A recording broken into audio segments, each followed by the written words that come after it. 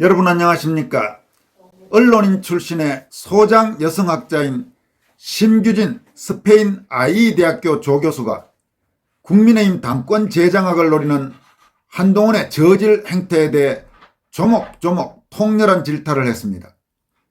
심 교수는 한동훈을 향해 내가 만난 모든 중견 정치인들이 그 인간에게 정치고 나발이고 인간이 먼저 돼야지 하는 말을 왜 했는지 알겠다라면서 왜 지지하던 사람들이나 하늘같은 정치 선배들이 인간도 아니라고 하는지, 인간성이 최악이라고 하는지 반성 좀 하라고 비판했습니다.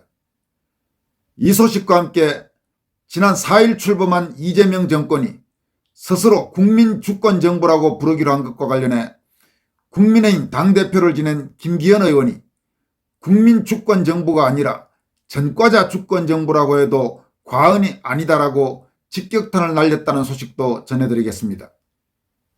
참고로 심 교수는 한동훈이 윤석열 정부의 첫 법무장관에서 총선을 앞두고 국민의힘 비대위원장으로 옮겨 상당수 자유우파 국민의 지지를 받고 있던 2023년 12월 한동훈에 대한 기대감을 표명한 73년생 한동훈이란 책을 출간한 바가 있습니다.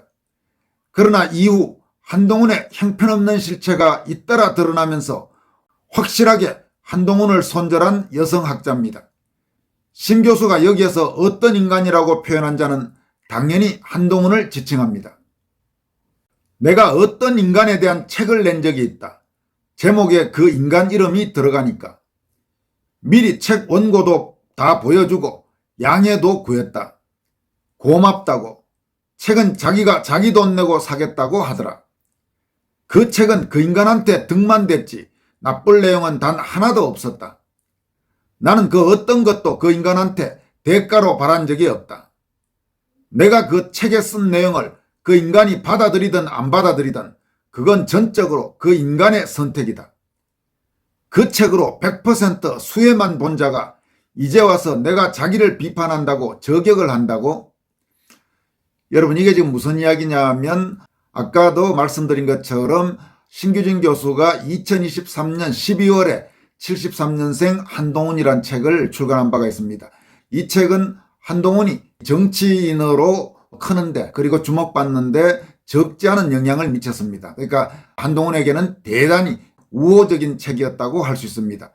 그런데 이제 최근 들어서 한동훈의 여러 가지 형편없는 행태를 심 교수가 보면서 한동훈에 대한 기대감을 완전히 끊고 그리고 한동훈의 여러 문제점들을 비판하니까 아마 한동훈이 라이브 방송을 통해서 내 책까지 쓴 사람이 나를 비판한다 이렇게 해서 심규진 교수를 저격을 한 모양입니다. 그에 대해서 조목조목 지금 심규진 교수가 다시 반박하는 것입니다.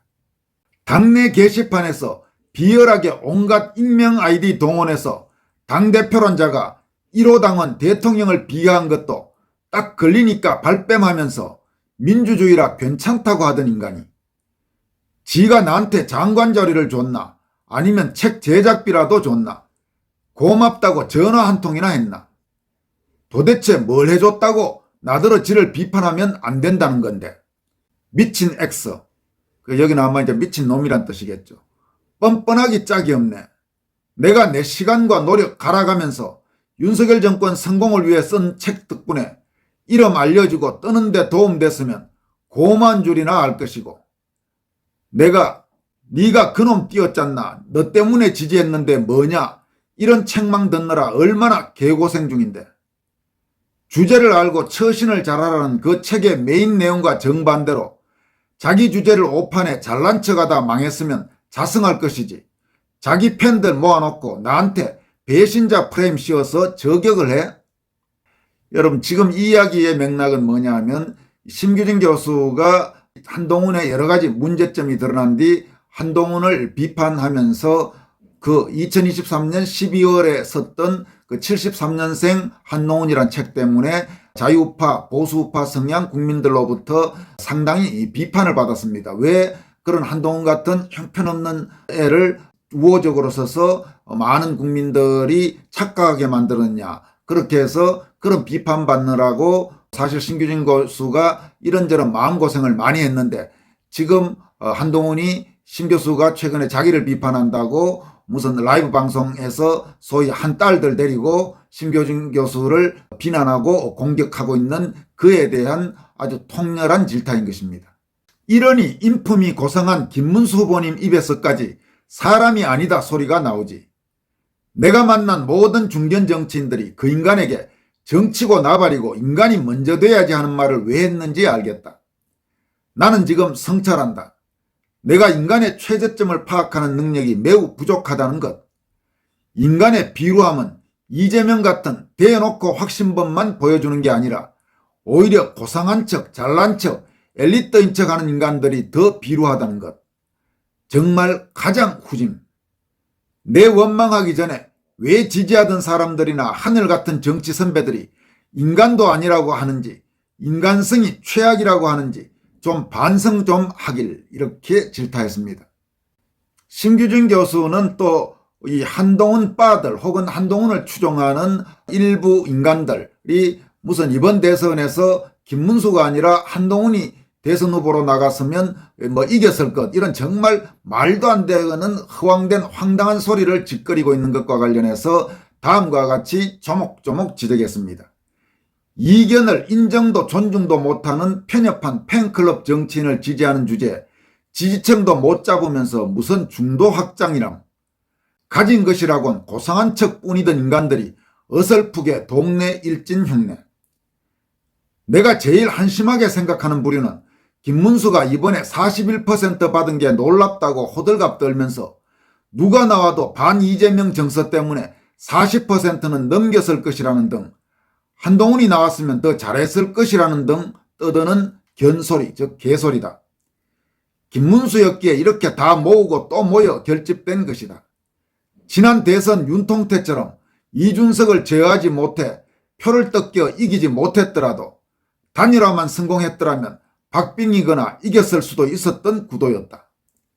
한동훈이었다면 당연히 정동영, 이명박 때 꼴났다. 정동영은 노무현 탄핵 주범도 아니었다. 힘 빠진 대통령과 절연했다는 이유만으로도 친노에게 비토당해 그런 결과가 난 것이다. 그런데 박지원이 공인한 좌파의 1등 공신이자 탄핵 주범인 한동훈이 탄핵 반대 후보였던 김문수의 지지율을 고스란히 흡수했을 거라고? 망상도 참. 장담컨대 이준석 지지율은 15% 넘기고 한동훈은 지난 홍준표 정도의 투표율 유지도 힘들었을 것이다. 여러분, 그렇습니다. 지금 무슨 한동훈이 나왔으면 이겼을 것이다, 이런 정말 개소리하는 인간들, 도대체 최소한의 판단력이 있는 인간들인지 정말로 의심하지 않을 수 없습니다. 단언컨대 한동훈이 만약 국민의힘 대선 후보로 나왔으면 지난 박근혜 탄핵 정변 이후 이 홍준표가 후보로 출마해서 얻었던 24%도 얻기 어려웠을 겁니다. 그리고 아마 이준석은 당연히 득표율이 더 높아졌을 것이고, 황교안 후보도 그렇게 되면 굳이 막판에 후보 사퇴를 할 이유가 없죠. 그러면 자유파의 상당수 표는 한동훈이 아니라 황교안 후보에게 몰렸을 겁니다. 가령 나만 하더라도 지금 김문수가 나왔으니까 김문수에게 표를 줬지, 만약 한동훈이 국민의힘 대선 후보였다면 몇 차례 여러분들에게 말씀드렸다시피 절대로 한동훈에게 투표하지는 않았습니다. 당연히 황교안 후보가 남아있었다면 황교안 후보에게 투표했을 것입니다. 그런데 그런 구도를 모르고 국민의힘에서 만약 한동훈이 대선 후보로 나왔더라도 김문수보다는 더 많은 득표를 했을 거다. 정말 자다가 봉창 두드리는 소리입니다. 윤석열 대통령 탄핵을 반대했던 그 수많은 국민들이 김문수 표의 핵심이라고 할 수 있습니다. 만약 한동훈이 출마했더라면 그 표 중에 절반 이상은 단언컨대 한동훈에게 가지 않습니다. 그런데 어디다 대고 지금 40% 이상을 한동훈이 받을 수 있다는 말입니까? 정말 개소리도 이런 개소리가 어디 있는지, 자기 주제를 몰라도 이렇게 주제를 모르는지, 그리고 한동훈 옆에 붙어서 이런 헛소리들을 하고 있는 일부 소위 측근들, 그 인간들도 하는 소리들, 하는 짓들 보면 정말 황당하기 짝이 없습니다. 지금 대선 이후에 그런 자들이 다시 한동훈을 당대표로 복귀시키려고 온갖 장난들을 하고 있고, 제도권 언론에서도 또 일부 그런 말도 안 되는 움직임에 짝짝꿍하는 그런 움직임이 나타나고 있는 모양인데, 만약에 한동훈이 다시 국민의힘 당권을 잡는 일이 발생한다면 국민의힘은 정말로 폭망합니다. 자신 있게 그건 말할 수 있습니다.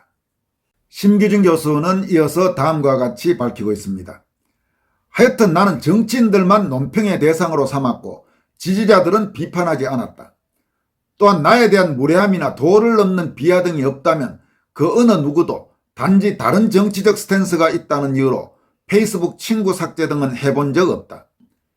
그런데 오늘 모 변호사가 나를 페이스북에서 끄는 걸 알게 됐는데 처음엔 합리적이고 논리적이라 괜찮게 보던 인사였다. 그런데 역시나 권력의 눈먼 골룸이 되었는지 말도 안 되는 포스팅에 선배 정치인을 조롱하는 등 아주 한동훈처럼 망가졌더라. 오히려 그쪽 사람들이 뒤에서 나를 씹었다는 둥 사람 하나 우습게 만들고 자기들끼리 뒷담화하고 하여튼 죽은 닮아 읽씹, 즉 읽고 씹는 회피 본능이 그쪽 정체성인 듯. 심지어 나는 한동훈이 자신의 라이브 방송에서 내 책을 쓴 사람이 지금은 나를 비판한다는 식의 저격을 했다는 소리도 누가 알려주던데, 손발이 오글거리고 비위가 상해서 나는 이제 한동훈 관련 콘텐츠는 소비 자체를 못한다. 한동훈은 내가 책 쓸 당시만 해도 비대위원장 시절만 해도 자기는 팬덤 정치에 기대지 않는다고 했고 자기를 따라다니던 유튜버가 폭행 사건에 연루되자 내 지지자 아니다라고 선을 그었고 그런 빠순이 부대는 자기와 상관없는 파파라치 같은 존재라는 식이었다. 또 여의도 구태정치, 개파정치 안 한다. 이준석은 입에 올리기도 싫다는 식으로 마치 자기와 급이 다르다는 듯 잘난 척을 하더니 이제 와선 권력에 다급해져서 자기 입으로 이준석을 저격하고 질투심과 위기감을 여실히 드러내며 맨날 팬클럽 행사, 팬 서비스나 하며 자기 비판자를 입막음하려 직접 저격까지 하는 등 온갖 추악한 행태를 보이고 있다. 인간이 권력과 탐욕 앞에서 저렇게까지 망가질 수 있나 싶다. 한때는 톱스타인 척 나는 명품 광고 아니면 안 찍어요 고고한 척 하더니 돈 떨어지니 아프리카 BJ로 나서서 별별 쇼를 다하는 삼류를 보는 듯해 씁쓸하다.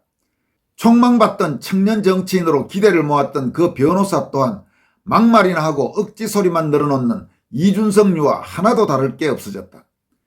이준석은 그래도 선거라도 잘하고 2대남 3대남 일부의 지지율이라도 확실히 있다. 가진 것이라곤 고상한 척뿐이던 인간들이 어설프게 동네 일진 흉내나 내고 있다. 정치판을 보며 가장 힘든 순간은 나뿐 아니라 많은 사람들도 느끼겠지만 탐욕의 눈멀어 영혼을 파는 인간들에게서 비루함을 느낄 때일 것이다. 그러나 돌려 말하면 진짜 순수하게 사회의 부조리와 부정의의 한거에 거리로 나서는 사람들, 그 마음에서 또 치유받고 에너지를 얻는다. 누군가 이유 없이 나를 싫어하고 배척하는 이가 있다면 또 누군가는 이유 없이 나를 좋아하고 응원해주는 이도 있다. 그냥 퉁치고 살아야 마음이 편하다. 인간의 정치적 욕망은 순진무구할 때 용감하고 아름답다. 그 순수함이 독이 되어 우리를 핥히고 상처 주더라도 한순간에 찬란한 꽃을 피우기 위해 긴 겨울을 기다리는 것과 같은 이치겠지. 결국 겉으로는 멀쩡한 척 쿨한 척 하면서도 실제로는 이견을 인정도 존중도 못하는 밴댕이 속에 편협한 팬클럽 정치인을 지지하는 주제에 지지층도 못 잡으면서 무슨 중도 확장이라 실소가 나올 뿐이다. 이렇게 한동훈 주변에 빌붙어 살면서 중도 운운하는 그런 세력들에 대해서도 심규진 교수가 아주 통렬한 일침을 가했습니다. 이어서 김기현 의원이 이재명 정권의 고위직 인사와 관련해서 국무총리의 김민석, 또 비서실장의 강훈식, 이런 전과자 출신을 지명한 데 이어서 행안부 장관의 김경수를 유력하게 검토하고 있다는 보도와 관련해서 이재명 정권은 자신들이 주장하는 국민 주권 정부가 아니라 전과자 주권 정부다. 이렇게 질타한 내용을 전해드리겠습니다. 김기현 의원은 이재명 정부의 첫 행안부 장관으로 김경수 전 경남지사가 유력하게 검토된다고 한다. 희대의 드루킹 선거 공작으로 민주주의에 꽂힌 선거를 더럽힌 사람이 장관, 그것도 공정한 선거 관리를 해야 할 행안부 장관 자리에 거론되는 것 자체가 막장 드라마나 다름없다고 비판했습니다.